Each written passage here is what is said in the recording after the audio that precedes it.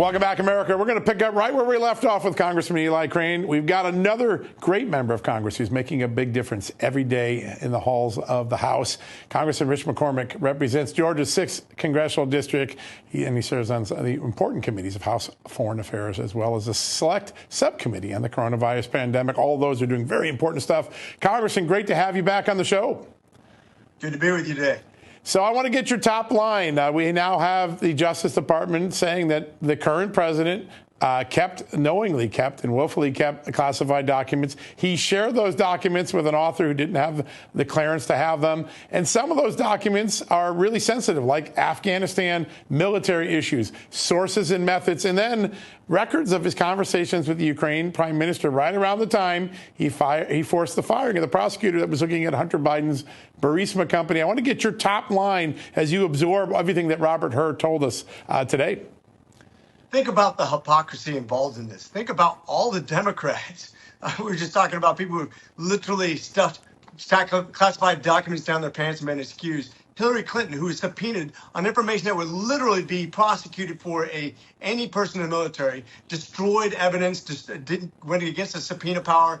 We're talking about Biden and something he openly admitted on TV that he did that was absolutely impeachable and absolutely unethical and against everything that you do in office. And yet they want to go after Trump for something that really was benign, that has nothing to do with anything that he's being prosecuted for, other than having some documents, not stuff that could actually be used against him legally for something he broke the law on.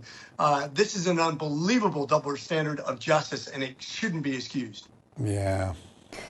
Well, and there's an interesting dichotomy because, you look at the polling and everybody has seen this reflected in practically every national poll. Every time they go after President Trump, his polling increases. And it seems that every time they don't go after Joe Biden, it's the same effect. So, he doesn't go to jail. He doesn't even have to stand trial. But politically speaking, I feel like there's practically no way that people down the middle and maybe even some folks on the left see this for exactly what it is. The people aren't stupid. They can see the double standard. They can see that one side is absolutely given an excuse. The other side is actually lambasted. We can see that when Ted Cruz talked about the bias in media, and he interviewed a professor who was a liberal professor and talked about the 2 points, at least 2 points. That was years ago, that this makes a difference. And think about how narrow each election cycle is. When you have a 2-point advantage just based on the way that media covers the news, that is a tremendous amount of leverage when it comes to elections and power. And right now, the Democrats are using it to be king of the ashes. Yeah, that's a great point. So you've served your country in so many capacities in the military, as an emergency room doctor, now in the halls of Congress. The Justice Department's top prosecutor in this case said Joe Biden had such a bad memory, he couldn't remember when he was vice president, he couldn't remember when his son died, and that was a good reason not to prosecute him because he would look sympathetic as a feeble old man in front of a jury. I just want to get your reaction to that application of justice. Let's put the justice aside for a second. I'm an ER doc by trade.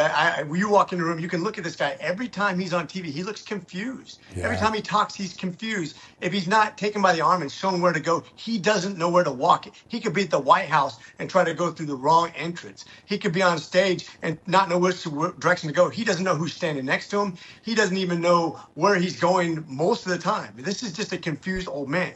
Now, the whole problem with the whole prosecution issue is I'm more concerned about presidential decisions. We're talking about a guy who has the keys to nuclear arms. You're talking about a guy who makes decisions on who to attack and who to defend and who to support, and has to make a defense of our policy, foreign and domestic. This is a guy who couldn't sell his plan to anybody right now. I think the Democrats are starting to realize that in a very real way. And the question is, who will they replace him with?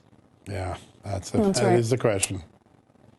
Congressman, as an ER doctor, I imagine that there are some other things that are very readily apparent to you when you walk in and encounter a patient, things like gender. And while illegal immigration still is the #1 issue in this country, all of the woke garbage surrounding gender fluidity and all of this stuff going into schools, especially for parents, it's a major issue. And yesterday was, I want to make sure I get the title right, National Girls and Women in Sports Day, a very, very important day considering the zeitgeist we are in. Tell us why that's so important to you.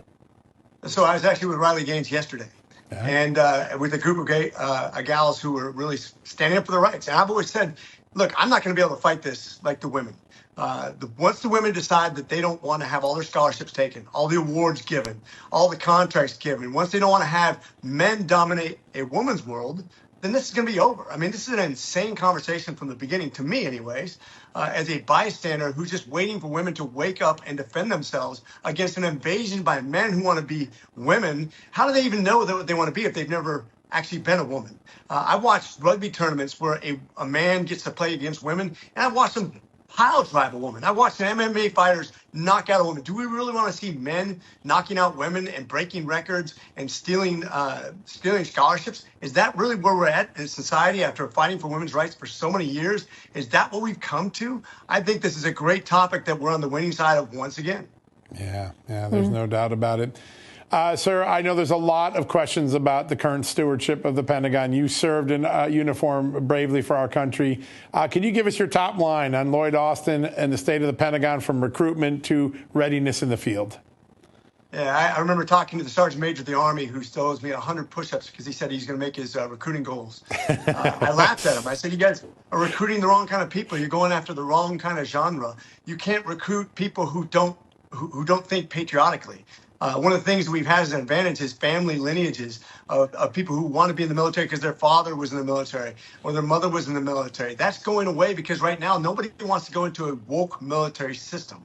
We want warriors. You want to know why the Marine Corps recruits better than anybody else? Or they're the only ones making ends when it comes to recruiting goals? Is because we go after the warriors. We go after a class of people who actually believe in this country, who would give their life for this country, who want the challenge. I don't want to bring somebody in who's going to get just a scholarship or just an advantage in the job market. I want somebody who actually wants the challenge. That's the best thing about that Marine Corps sticker that's on the back of our car. We have more Marine Corps stickers on the back of cars than any other services combined, but it's the smallest service. Why is that? Because we make it hard. We make you want it. We make you earn it. And that's the kind of person you go after in recruiting. When you make this about whatever political policy you want to make it, nobody wants that. And if you get that kind of person in the military, they're not going to serve you well anyways. If you're bringing them in to have a transgender surgery, you're not going to be useful to me. You're never going to need to be deployed, and somebody else is going to have to deploy in your place. And I have to figure out what to say and how to say it. That's not the warrior's way. Think about it. Well, somewhere out there's a person considering going in the armed service. They're going to say, I want to follow in your footsteps. So I'm pretty certain of that today. What a great honor to have you on. Thank you so much.